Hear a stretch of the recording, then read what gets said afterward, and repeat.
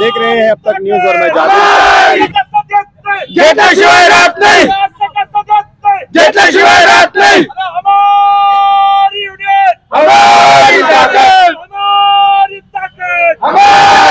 तो आइए, आप लोगों ने तो नारेबाजी और हल्लाबाजी तो सुन ही ली है।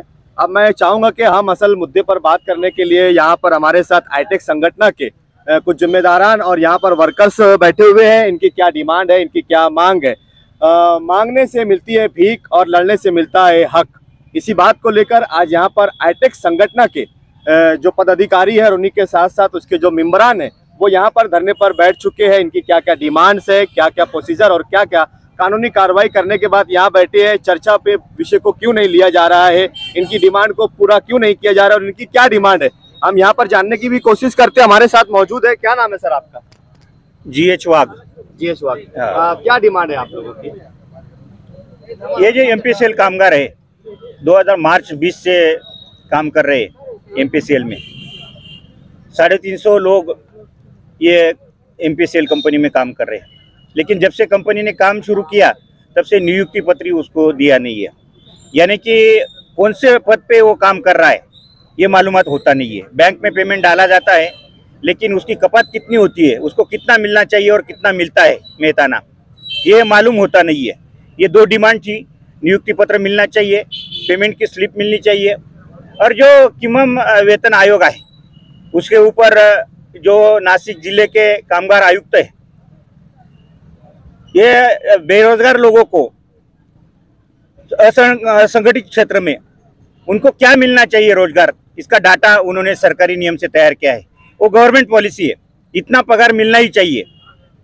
खासगी आस्थापना पे जो काम करेंगे इनका रूल रेगुलेशन बनाया गया है, फिर भी कंपनी उस हिसाब से इन लोगों को रोजगार देती नहीं है, पगार देती नहीं है। इस वजह से ये आंदोलन खड़ा किया गया है।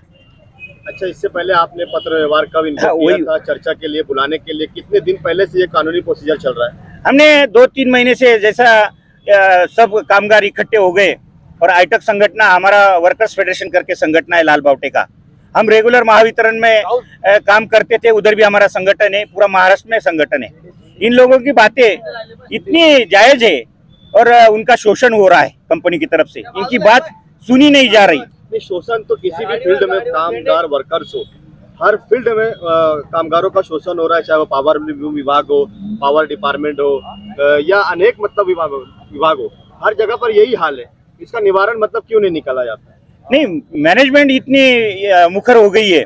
हमने 2-3 पत्र पहले दिए, हमने डिमांड की कि सीधी चर्चा की, संगठन की जो डिमांड रखी है, इन लोगों के छोटे छोटे प्रश्न है, ये प्रश्न रख के आप चर्चा करो, उससे हल निकल जाएगा। क्या प्रश्न, अपने क्या प्रश्न रखे? ये पेमेंट स्लिप मिलनी चाहिए, यानी कि नियुक्ति पत्र उनको मिलना चाहिए। अगर उसका कुछ लाइन पे जोखिम के धंधे में काम कर रहे हैं सब लोग, अगर लाइन पे कुछ हो जाता तो उसके पास कोई भी नहीं कौन सी कंपनी का आदमी है और क्या है। इनका इंश्योरेंस वगैरह जो काम कर रहे हैं, इंश्योरेंस का जी है तो ESI निकाला जाता है, ऐसा इनका मानना है। लेकिन ये धंधे में जो काम करते हैं, ये बिजली का धंधा है, पोल के ऊपर जाएगा, कब सप्लाई चालू हो जाएगा और पोल से ऊपर आ जाएगा तो पूरा कुटुंब उद्ध्वस्त हो जाता है। 2 एक्सीडेंट ये MPCL के कर्मचारी के हुए, दोनों हाथ काटने पड़े, एक तो जान से चला गया। लेकिन कंपनी ने क्या दिया? इस वजह से अपनी डिमांड है कि 20 लाख का इंश्योरेंस तो करना चाहिए कंपनी की तरफ से। पीएफ कटता है इनका PF कटता है, लेकिन मालूमात होती नहीं थी, ये भी डिमांड है। PF भरा जाता है लेकिन इनको वो स्लिप PF की मिलनी चाहिए। मिनिमम वेज के हिसाब से पगार मिलता है, पगार बेसिक देते हैं, लेकिन जो भत्ते मिलने चाहिए वो मिलते नहीं है। अभी हमने कंपेयर किया, महावितरण में जो आउटसोर्स कामगार है उसको 16,500 रुपये मिल रहे और इन लोगों को 12,500 रुपये मिल रहे, तो ये कंपेयर होता नहीं है। यानी जब बातचीत नहीं करेंगे तो ये सब खुलासे नहीं होंगे। हमने 19-8 अगस्त को मैनेजमेंट को पत्र दिया है इन सब लोगों की तरफ से। जो छोटी छोटी 12 डिमांड थी हमारी, उसमें जो वेतन मिल रहा है वो न्याय संयुक्तिक नहीं है, उसमें कुछ तो भी आप भत्ते दे नहीं रहे इन लोगों को। लीव का जो पेमेंट रहता है, इनको रजा मिलती नहीं है तो उसका वेतन में ऐड करके दिया जाता है। रूल्स एंड रेगुलेशंस में तो हर संडे को मतलब छुट्टी होनी चाहिए, ऐसे नियम। 1 वीकली ऑफ दिया जाता है, 26 दिन का पेमेंट इनको मिलता है। 4 छुट्टी का पेमेंट मिलता नहीं, वो छुट्टी लेते हैं कायदे से। लेकिन जो हक की छुट्टी है 21 दिन के बाद 1 दिन देते नहीं है कंपनी, और ये भी लेते नहीं है, तो इनकी वजह से 1 दिन का पगार उसमें ज्वाइन किया जाता है, ऐसा रूल कामगार आयुक्त का है। लेकिन वो भी सुना जाता नहीं। बोनस की मांग है 8.33 बोनस, इनका हक है सब लोगों का। 2-3 साल से तो बोनस दिया नहीं, पिछली साल कुछ तो भी 2-2, 2,500 हजार रुपए दिए, लेकिन ये पूरा पगार इनको मिलना चाहिए। इसको लेकर कोई तकरार लेबर कोर्ट में दाखिल या लेबर ऑफिस में नहीं, अभी तो प्राथमिक, अभी यूनियन 3 महीने पूर्वी बनाई है, चर्चा की हल है, आणि इसमें हल निकलना चाहिए, ऐसी हमारी डिमांड थी। आणि सीधी सीधी बातें, लेकिन कामगारों की बहुत जरूरत है कि है, उनके हक की है। तो पत्र देने के बाद आज 2 महीने हो जाएंगे 4 दिन में। हमने 5 तारीख को प्रशासन को गेट मीटिंग लेके जागरूक किया, चर्चा होनी चाहिए। लेकिन एमपीसीएल कर्मचारी का मानना ऐसा है, हमने ये लेबर कॉन्ट्रैक्ट दिया है 2 एजेंसी को, एमपीएल को और हिंदुस्तान कंपनी को, वो तुमसे बात करेंगी। हमारा मानना है कायदे से ये कंपनी एमपीसीएल कंपनी है, इसका मैनेजमेंट प्रिंसिपल एम्प्लॉय इनके है, इनकी जिम्मेदारी है। कौन वेंडर नेम है, कौन सी एजेंसी है, इससे कामगारों को कुछ लेना देना नहीं। लेकिन हर कंपनी ने मतलब एक पॉलिसी बना रखी है कि वो बचने के लिए कॉन्ट्रैक्ट बेस पे मतलब जो है तो कॉन्ट्रैक्ट दे देते हैं और कॉन्ट्रैक्ट बेस पर लेबर लेते हैं, जिसकी वजह से कोई फैसिलिटी कंपनी प्रोवाइड नहीं कर पाती है। नहीं, ये तो कंपनी की जिम्मेदारी है, ये प्रिंसिपल एम्प्लॉय कंपनी की। कंपनी तो पल्ला झाड़ लेती है, हमने कॉन्ट्रैक्ट बेस पे दे दिया, हमारा आपका कोई तो भी कॉन्ट्रैक्ट बेस पे मूल मालक जो है ये एमपीसीएल कंपनी ही रहेगी। उन्हें कितनी भी एजेंसी दे दी तो भी इनके सब प्रॉब्लम, ग्राहकों के प्रॉब्लम एमपीसीएल को सुलझाने चाहिए। ऐसा कायदे में भी ऐसी तरतूद है। हमारे महावितरण में आउटसोर्सिंग कामगार है, लेकिन ठेका भी दिया है, ठेकेदार की कोई जिम्मेदारी नहीं। अगर ठेकेदार गलत तरीके से देता हो, वो जिम्मेदारी कार्यकारी अभियंता, अधीक्षक अभियंता की होती है। अभी आपने क्या ऐलान किया, मतलब ये जो हड़ताल है ये कब तक चलने वाली है? 5 तारीख को हमने ऐलान किया था और 10 दिन दिए थे कि अगर चर्चा करो, टेबल पे डिस्कशन करो, लेकिन कंपनी ने यूनियन की कोई दखल ली नहीं, ये कामगारों को कुछ भी समझा नहीं। यही कामगार है कि 27 कोटी रुपए, 30 कोटी रुपए मालेगांव से जमा करके ये तिजोरी भर रही है एमपीसीएल की, और इनकी बात सुनी नहीं जाती, इनके हक दिए नहीं जाते, ये गलत बात है। यानी कंपनी की जी मगरूरी है मैनेजमेंट की। मेरा मानना है, ऐसा मैंने 32 साल ट्रेड यूनियन में काम कर रहा हूँ, इतना मगरूर अधिकारी मैंने कभी नहीं देखा। अरे चर्चा तो हर बात की होती है यार, चर्चा नहीं की तो हल ही निकलेगा नहीं। आंदोलन कब तक चलने वाला है? हमने 1 दिन का आंदोलन रखा है, यानी आज चर्चा होने की अपेक्षा थी आज तक, लेकिन ये कंपनी ने क्या किया नाटक, जो वेंडर उन्होंने दिए हिंदुस्तान और एमपीएल को, उनको लेटर देने को हमको बोला है। कल उनका लेटर आ गया है, आज का आंदोलन और कल लेटर दिया है, उसमें भी कोई बात पूरी नहीं की है। हम ये देंगे, हम नियुक्ति पत्र दे देंगे, पेमेंट स्लिप भी दे देंगे, ऐसा कर देंगे। लेटर में क्या स्पष्ट उन्होंने क्या कहा? लेटर में यही कहा है, आपकी डिमांड जायज है, लेकिन वो हम पूछ रहे हैं कंपनी से और दे देंगे, यानी पेमेंट तो हम गवर्नमेंट रूल से देते, तो फिर तुमको कैसा समझ में आएगा हमारी क्या मांग है? तो टेबल डिस्कशन करना पड़ेगा। हम गलत है, आप गलत दे रहे, ये चर्चा में ही सिद्ध हो सकता है। तो मैनेजमेंट की तरफ से हमारी मांग है, अभी भी देर हुई नहीं है। मालेगांव का माहौल बहुत खराब करने की जरूरत नहीं है, ग्राहकों को इससे तकलीफ होने वाली है। डिमांड पूरी नहीं हुई तो क्या आंदोलन 1 दिन में खत्म हो जाएगा या उसको आगे बढ़ाएंगे? 1 ही दिन का आंदोलन था, लेकिन यह संघर्ष जारी रहेगा। अगर मैनेजमेंट ने यह टालने की कोशिश की और हमारे एमपीसीएल कामगारों के हक दिए नहीं, तो भविष्य में बड़ा आंदोलन खड़ा करेंगे। एक बोनस की भी डिमांड रखी है, 1 रुपया बोनस दिया जाता है। बोनस की 2 तरीके देने के कामगार आयुक्त की तरफ से आया है। हमें कोई कामगार परमानेंट लेबर ऑफिसर भी नहीं है, जिसको लेकर कामगारों को भी बहुत दिक्कत होती है। क्या परमानेंट लेबर ऑफिसर मालेगांव में अपॉइंट होना चाहिए? ये 2 डिमांड भी हमने रखी है।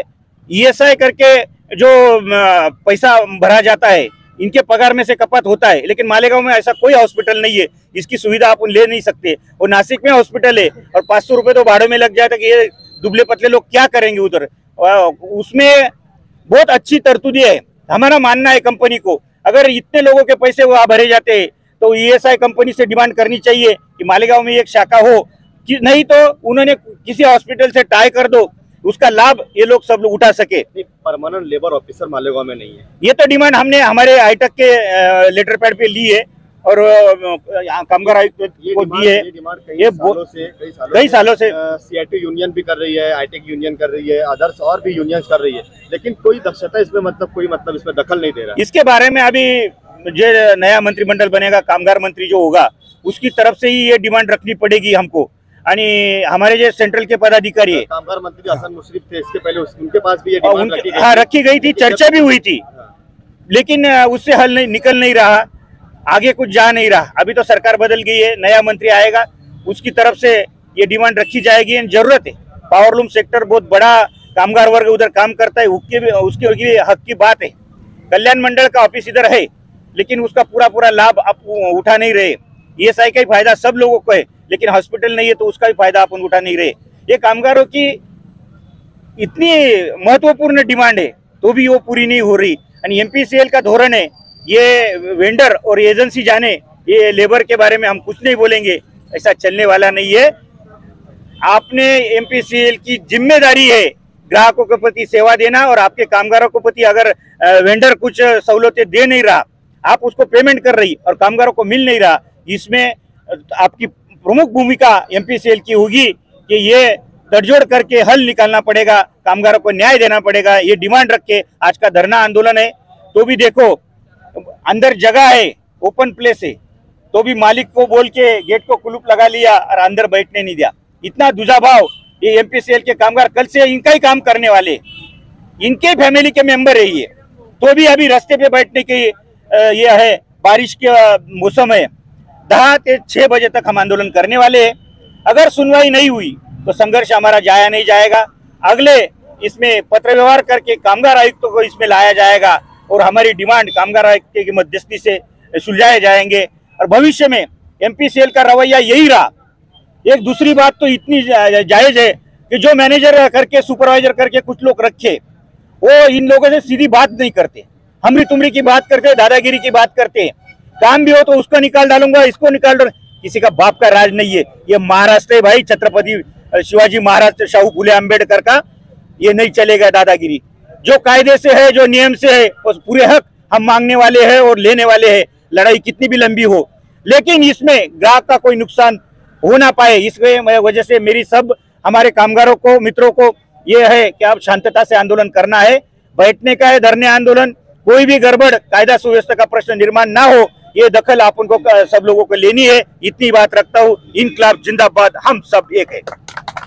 ये थे हमारे साथ में जिन्होंने पूरी मुकम्मल जानकारी हम लोगों को बताई है, लेकिन क्या इसके ऊपर अब कोई निवारण निकलता है या नहीं निकलता है, ये एक सवाल है। और ये सवाल बना रहेगा उस वक्त तक के लिए जब तक का इस सोल्यूशन का हल नहीं निकाल दिया जाता। इसी प्रकार से हर कंपनियां, हर फैक्ट्री लेबर कॉन्ट्रैक्ट बेस पर देने के बाद अपने आप का पल्ला झाड़ती हुई नजर आती है, और कहीं ना कहीं मौजूदा सरकार का समर्थन भी इन कंपनियों को मिलता हुआ दिखाई देता है, जिसके चलते आम कामगारों को, लेबरों को बहुत ज्यादा संघर्ष करके अपना हक और अधिकार लेना पड़ता है, सड़कों पर उतरना पड़ता है, तब कहीं जाके उन्हें थोड़ा बहुत राहत मिलती है।